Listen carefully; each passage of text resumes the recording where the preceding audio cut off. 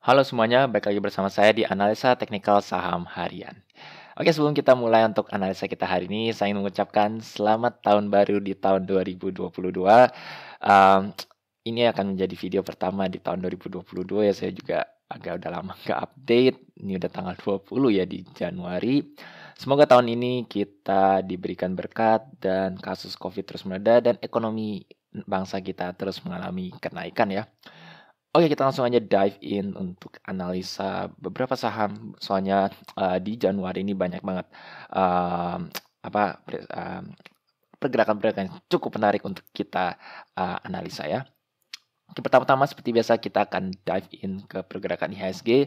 Jadi udah lama banget ya saya nggak update, kalau nggak salah tuh terakhir saya bikin video di Desember, itu masih membentuk symmetric, triangle dari pergerakan IHSG dan belum menunjukkan breakout atau breakdown ya. Jadi kita lihat, waktu di video saya sebelumnya itu, kita masih antisipasi bahwa IHSG ini ada potensi untuk dia breakout dari symmetric triangle-nya atau dia justru breakdown. Nah, pada hari pertama di bulan Januari 2022, IHSG kita mengalami kenaikan yang cukup besar hingga 1,27% dan terus ada tanda-tanda dia mengalami kenaikan ya. Jadi saya pikir, wah ini kita IHSG kayaknya akan breakout sehingga ada potensi untuk naik. Kalau kita misalkan menggunakan chart, chart pattern untuk target kenaikannya IHSG berdasarkan dari symmetric triangle-nya, pas dari dia keluar dari breakout, kemungkinan besar sebenarnya IHSG kita tuh ada potensi untuk, naik hingga ke 6.875 ya, menyentuh, ketinggian lebih tinggi lagi dari IHSG ya.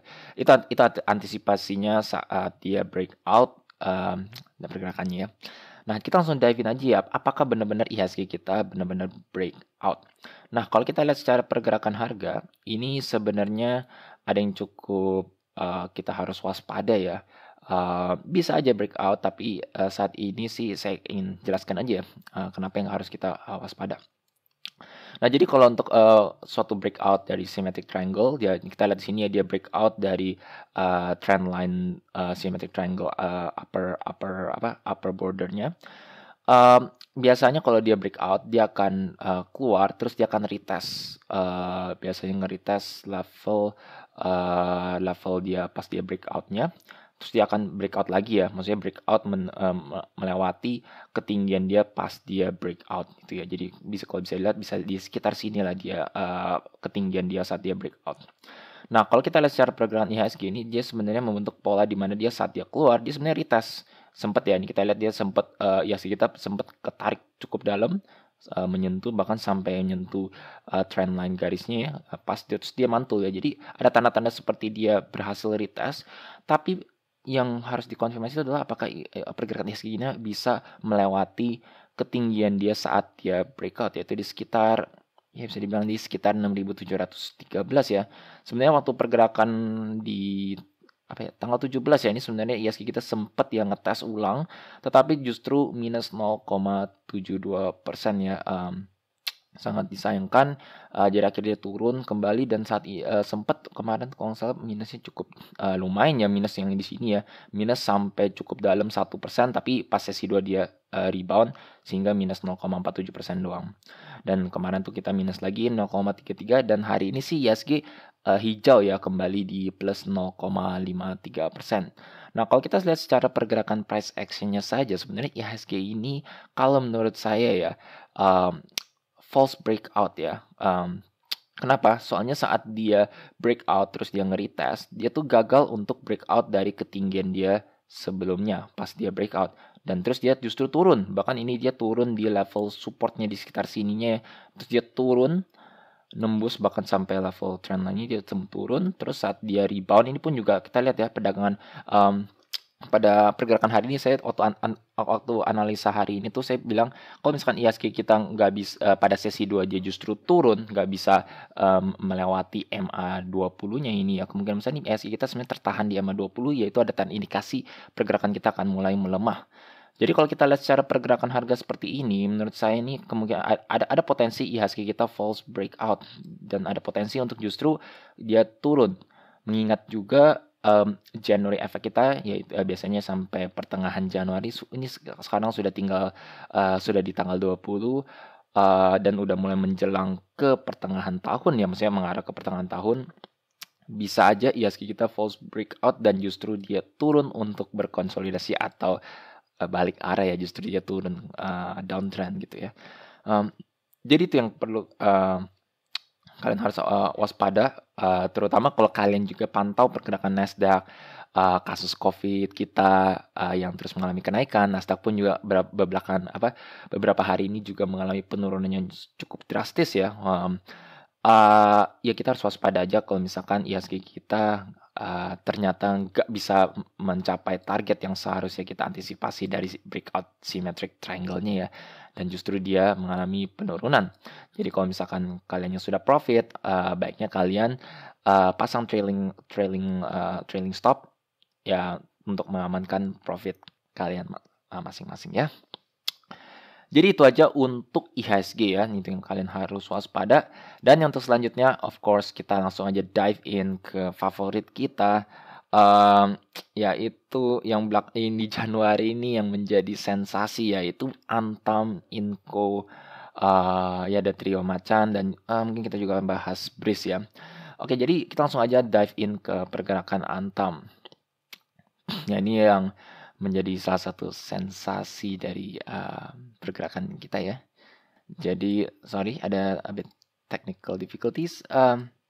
Kita langsung aja dive in untuk pergerakan Antam. Sebentar ini kita ganti dulu ke Money Flow Index biar lebih akurat. Ya, jadi Antam ini saya udah sempat analisa cukup sering ya untuk Antam. Soalnya Antam ini berkonsolidasi cukup lama, sepanjang tahun dia berkonsolidasi, overall membentuk pola pattern symmetric triangle ya dari pergerakan Antam ini.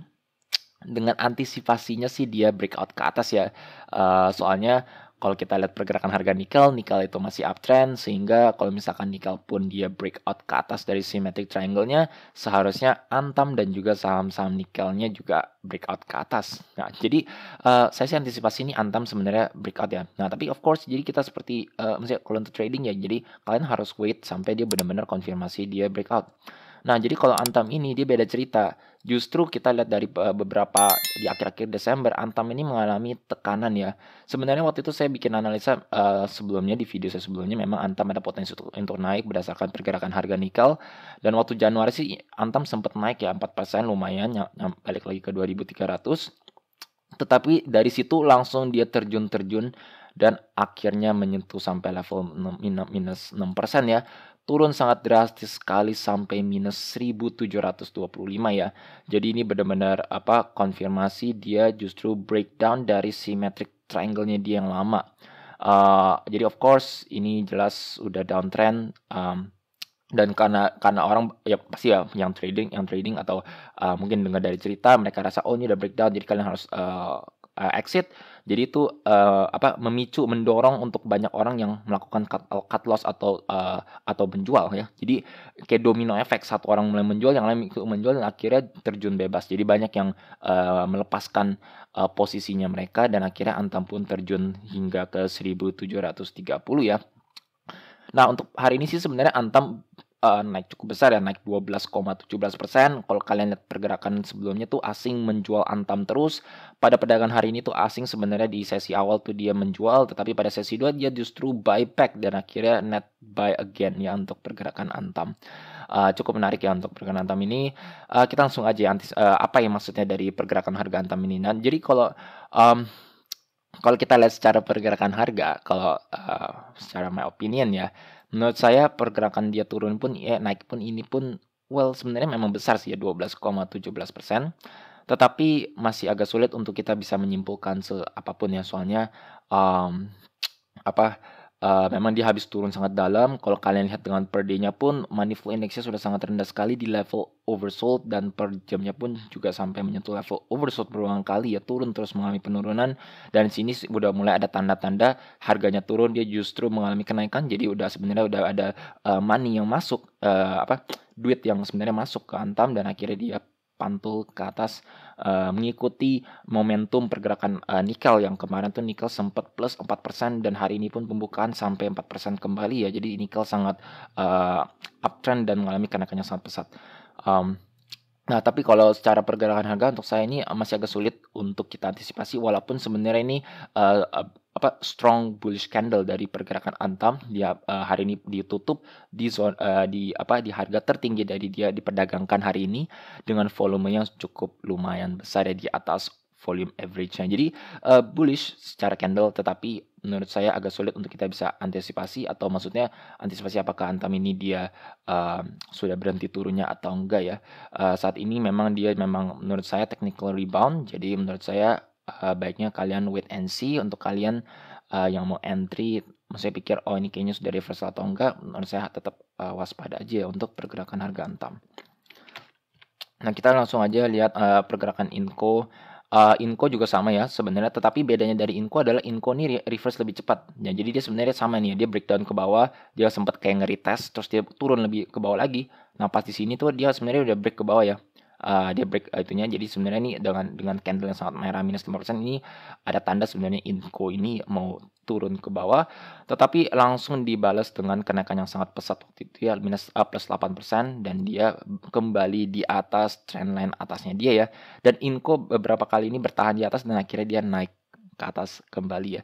Jadi Inco ini reboundnya lebih cepat dan dia bahkan sudah balik di atas trendline symmetric triangle-nya dia, sehingga menurut saya kalau Inco ini justru masih ada lebih potensi untuk mengalami uptrend, untuk mengalami kenaikan ya. Itulah bedanya dari Antam dan juga Inco. Dan kalau kalian lihat secara volumenya nih, Inco nih perdagangan hari ini sangat cukup besar ya, bahkan volumenya ini cukup besar seperti dia waktu di masa-masa sebelumnya waktu mengalami sensasi yang naik sampai hingga ke 7 ribuan ya. Jadi itu untuk Inco sama Antam, dan saya mungkin langsung jelasin aja untuk pergerakan nikelnya. Jadi kalau kalian nonton video saya sebelumnya, saya juga jelasin kalau nikel ini menunjukkan symmetric triangle ya, dan ada potensi nikel ini breakout, dan akhirnya memang jelas dia breakout, terus dia retest, terus akhirnya dia dengan strong bullish candle ini pas banget ya. Maksudnya ini kalau kalian mau lihat dia breakout, dan nah ini ada tanda, ini di sini adalah tanda nikelnya akan mengalami kenaikan dan akhirnya dia terus mengalami kenaikan dan jelas naik kembali ya. Saat ini sih dia naik sangat tinggi tapi langsung kebanting. Ini hati-hati ya, candle seperti ini, kalau nggak salah ini shooting star ya, aduh saya juga agak lupa, tapi intinya candle yang dimana shadow-nya dia sangat tinggi di atas, itu ada tanda-tanda mungkin dia akan reversal atau tekanan jualnya lebih tinggi daripada buyer-nya ya. Tapi ya menurut saya cukup wajar aja dengan kenaikan nikel yang sudah sangat pesat. Ini kalau kita lihat secara pergerakan harga pun juga sudah sangat di atas MA20 ya, jadi emang rentan untuk koreksi. Tetapi overall sangat bagus chart pattern-nya, breakout dan akhirnya mengalami kenaikan, sehingga ini menunjukkan nikel ini masih akan lanjut fase kenaikannya. Oke, jadi itu aja untuk pergerakan Antam dan nikel. Kita langsung aja soalnya akan ada banyak yang kita akan bahas untuk catch up dari beberapa emiten. Nah, jadi yang pertama kita akan bahas BBRI, salah satu emiten favorit saya. Jadi BBRI ini juga sebenarnya breakout ya, kalau bisa dilihat ya, dia breakout terus dia nge-retest, tetapi yang untuk BBRI ini adalah, ini kita lihat ya suatu patternnya ini. Ini menunjukkan seperti pattern double top ya. Jadi dia sempat dia mau breakout, terus dia koreksi, terus dia naik kembali. Tetapi kenaikannya ini nggak tertahan di level tertinggian dia sebelumnya ya, dan akhirnya bahkan ini sudah break dari ini hari ini sih break ya. Sebenarnya pas nih di level sekitar level supportnya dia di pergerakan harganya ya. Jadi kalau untuk BBRI ini nih mirip seperti IHSG yang dimana dia mau breakout tapi gagal dan akhirnya dia turun ya. Saat ini sih harganya benar-benar pas di level sekitar level supportnya dia di 4.130 ya. Kalau misalkan BBRI ini nggak bisa tahan di 4.130 dan dia turun di bawah ini dan tutup di harga di bawah ini, ada kemungkinan besar dia false breakout, sehingga ada potensi untuk BBRI justru turun, jadi nggak mengalami kenaikannya ya. Ini awalnya saya pikir karena dia menunjukkan pattern seperti ascending triangle atau ini minor target saya, soalnya saya pikir ini dia menunjukkan semacam kayak ascending triangle, yaitu sampai mencapai ke target minimal di 4.390. Tetapi kalau kita ambil ini sebagai bull flag, kalau bull flag ini potensinya berarti di BBB-nya ada sangat tinggi sekali ya, mencapai hingga mungkin sampai 4.800 dan sekian. Nah, tapi untuk saat ini senarionya lebih cocok, maksudnya lebih waspada ya, BBR-nya ada potensi untuk dia justru turun. Jadi itu yang kalian harus antisipasi kalau dia nggak bisa bertahan di 4.130 ya. Nah, kalau kita lihat secara pergerakan MACD ini sebenarnya juga ada tanda-tanda dia bearish divergence ya. Ini saat harganya dia menyentuh level yang sama, MACD-nya justru turun dan bahkan sudah dead cross. Dan kalau kita lihat dari money flow index-nya, ini kita lihat di level 70, baru di level 77 BBRI sudah turun, dan turunnya ini cukup lumayan ya, hingga di level 56 kembali ya. Kita bisa lihat di sini harganya dia menyentuh level yang sama, tetapi money flow index-nya justru mengalami penurunan sama seperti pergerakan MACD-nya. Jadi memang ada tanda-tanda pelemahan dari awal-awal di sini ya, dari pergerakan BBRI. Jadi ya kita wait and see aja kalau menurut saya. Kita lihat apakah BBRI bisa bertahan dan breakout, atau justru dia jebol level supportnya di 4.130 untuk mengalami penurunan lebih dalam kembali. Itu ya untuk BBRI. Dan selanjutnya mungkin kita akan bahas the king of IHSG, yaitu BBCA ya. Nah, ini juga saya sama kalau nggak salah saya buat video tentang BBCA. Ini juga BBCA juga menunjukkan suatu pola, kalau ini sih descending triangle ya, descending triangle, dia udah mulai merucut sehingga ada potensi untuk dia breakout atau dia breakdown. Dan ternyata BBCA ini dia breakout ya. Nah jadi dengan pergerakan breakout ini kalau BBCA ini sangat strong sekali, soalnya ke saat dia breakout dia sebenarnya sempet kalau nggak salah sebentar, dia nggak sempat retas nih kalau kalian lihat ya, ini dia sempat dia breakout terus dia terus mengalami kenaikan hingga sampai menyentuh di 7.900 ya, sebentar lagi menyentuh level target take profit saya waktu awal, yaitu di 8.000. Soalnya berdasarkan dia dari descending triangle-nya. Nah, tapi BBCA ini langsung turun ya, koreksi. Tapi menurut saya dengan koreksi ini pun kita lihat sendiri ya, tertahan di MA20-nya. Dan hari ini pun dia kembali naik di 7.700, closingnya berapa? 7.775 ya. Jadi overall untuk BBCA ini sebenarnya masih ada potensi untuk dia naik kembali minimal ke target ke 8.000. Kalau menurut saya. Jadi beda seperti BBRI, kalau BBCA ini masih uptrend dan masih mengikuti pola breakout-nya. Jadi ya follow the trend aja, kita follow the right aja ya, diam aja. Hopefully dia mencapai target take profit kita ya. Walaupun sebenarnya kalau kita lihat sendiri money flow index BBCA ini sebenarnya sudah sangat tinggi sekali. Kalau kita lihat perdagangan sebelumnya, money flow index di 84, untuk level BCA mencapai level overbought di level 80-an itu sebenarnya sudah sangat tinggi sekali, dan memang udah tanda-tanda pelemahan sih ya. Jadi kalau misalkan dia naik pun kemungkinan besar dia akan sangat limited ya, setidaknya sampai 8.000, terus dia akan sudah menunjukkan bearish divergence, dan kemungkinan besar BBCA akan koreksi dari situ. Tapi dari situ itu maksudnya ini targetnya ya 8.000. Tapi kalau misalkan nggak nyampe dan akhirnya turun terus ya tetap kalian harus pasang trailing stop in case nggak terjadi ya. Oke, itu untuk BBCA, dan selanjutnya kita akan bahas BBNI. Hari ini kita akan banyak bahas bank, soalnya bank ini cukup menarik, banyak yang pattern chart pattern yang dia akhirnya breakout ya. Selama udah lama banget kita berkonsolidasi, hopefully dari efek January efeknya. Nah, kalau BBNI ini juga sudah cukup lama di 7.000, bahkan BBNI ini belum sempat menyentuh level all time high-nya dia ya, sama seperti Mandiri sebenarnya. Nah, kalau BNI ini dia patternnya beda. Dia patternnya lebih ke falling wedge ya. Jadi dia ada trend line down trend line-nya, tapi di sini dia kita lihat titik rendahnya ini semakin lama semakin derajatnya tuh makin mencut ya, sehingga menunjukkan pola seperti falling wedge. Nah, jadi sama aja sih intinya sih, mau falling wedge, ascending triangle, atau bla bla bla. Yang penting volatilitasnya tuh sudah mulai merucut dan ada potensi untuk dia breakout atau breakdown ya. Nah, jadi kalau BBN ini juga sama, dia akhirnya breakout nyampe 7.000 terus akhirnya dia pelan-pelan naik ya. Ini kita lihat sempat dia turun nih di sini tapi tertahan di EMA 20, jadi dia sempat naik, retest, terus dia kembali mencetak harga yang lebih tinggi lagi, sehingga menurut saya BBNI sebenarnya sudah confirm dia breakout, dan hari ini pun BBNI kembali positif plus 0,70% ya. Jadi ini cukup menarik untuk pergerakan BBNI ini, ada potensi untuk dia mengalami kenaikan lebih tinggi. Ini sebenarnya saya belum sempat draw patternnya lagi ya, tapi kalau dengan kenaikan seperti ini BBNI ada potensi untuk mengalami kenaikan yang lebih tinggi lagi.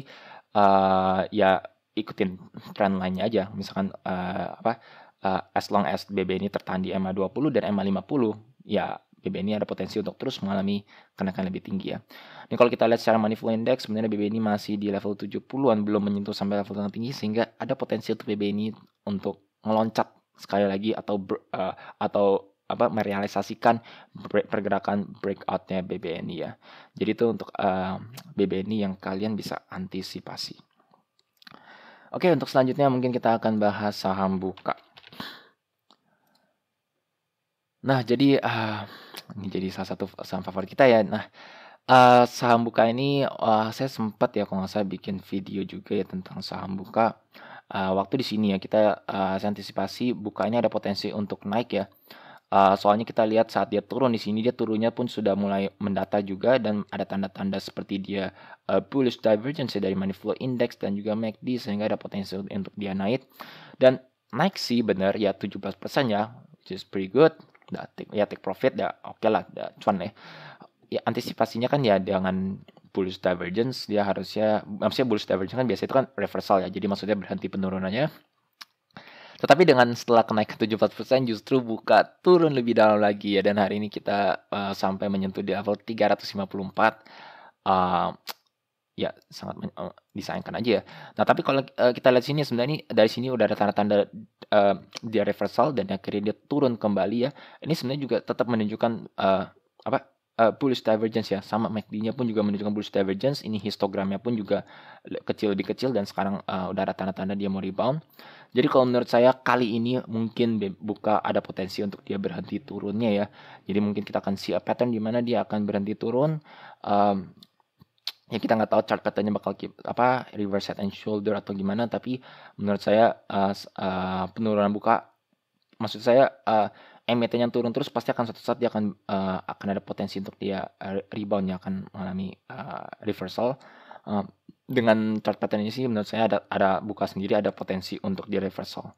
Jadi cukup menarik untuk dipantau sementara. Oke, jadi itu aja untuk buka, walaupun ya cukup menyayangkan, sempat profit tetapi ya ternyata nggak cukup sayang saat dia ternyata turun lebih dalam lagi ya. Saya pikir sih dia bakal double bottom ya saat dia naik sangat pesat, menyentuh level resistensinya, tapi justru turun lebih dalam lagi. So it's unfortunate, tapi ya it is what it is. Ya, kita hanya bisa ikutin pergerakan market saja ya. Oke, untuk yang terakhir kita akan bahas juga Breeze. Nah, jadi Antam Breeze ini nih bisa dibilang seperti suami istri ya. Maksud saya jadi meme-nya. Bukan jadi meme ya, maksudnya jadi sorotan bursa Indonesia, di mana Antam Breeze ini biasanya geraknya barengan, turunnya bareng, naiknya juga bareng. Nah, untuk hari ini sih sebenarnya Breeze ini naiknya nggak terlalu pesat ya, hanya plus 2,9% setelah Breeze mengalami penurunan ya, jeblos level supportnya di kisaran sekitar 1730 mana sebenarnya. That's the line. Di sini kita lihat level supportnya around here. Yes, dia akhirnya dia nge-retest support berulang kali dan akhirnya dia break ke bawah ya. Jadi kalau kalian lihat patternnya Breeze ini sebenarnya memang downtrend dari lama ya, dari Agustus ya. Ini kalau kita lihat secara patternnya, ini kita lihat di mana dia ngetes ulang level supportnya, dan biasanya maksudnya kalau suatu support atau resistance yang dites berulang kali, dia akan lama-lama akan break ke bawah, terutama yang dimana ketinggian dia nggak mengalami kenaikan yang lebih tinggi, atau ada pola-pola di mana dia terus tertahan di bawah garis trend lainnya, yaitu di MA 20 atau MA 50, yaitu di garis biru dan garis hijau ini. Ini kita lihat sendiri pergerakan harga terus tertahan terus, dan akhirnya dia ya udah break. Jadi volatilitasnya mulai merucut, ya udah akhirnya dia breakdown. Udah, soalnya udah yang beli udah nggak tahan. Dia breakdown lagi, terus di level support lagi. Nah, kita lihat ya, terus merucut sampai di EMA 20, ya nggak kuat, ya breakdown lagi. Jadi terus mengalami penurunan, setiap support terus turun, sehingga Breeze ini seperti Antam sangat downtrend sekali ya. Ini kalau kalian beli yang di sini memang pas di level supportnya, buy on support terus dia mantul. Jadi ya emang gitu ya cukup enak sih, misalnya kalau buy on support mantul ya good, sama seperti ini buy on support dia mantul, tapi mantul ininya pun karena ya maksudnya memang karena dia sudah koreksi cukup dalam, menurut saya mantulnya pun juga sekedar technical rebound ya. Jadi trading pun juga untuk mengantisipasi technical reboundnya. Jadi untuk pergerakan BIS saat ini seperti ini, money flow indexnya per jamnya juga sangat tinggi. Jadi kalau misalkan kalian yang udah sampai sini, sebenarnya mungkin sudah boleh take profit untuk dari technical rebound BIS ya. Jadi itu aja untuk BIS saat ini menurut saya masih downtrend. Jadi baiknya kalian hindari dulu sampai ada tanda-tanda dia berhenti turun atau tanda-tanda reversal mengalami kenaikannya. Oke, jadi untuk video kali ini cukup banyak saham yang kita update. Semoga bermanfaat untuk kita semua. Jika kalian merasa video seperti ini bermanfaat untuk kalian, jangan lupa untuk subscribe dan juga pencet tombol bell di sebelahnya supaya kalian selalu terupdate dan ternotifikasi dengan video-video yang saya akan buat seputar saham. Sekian dari saya. Terima kasih.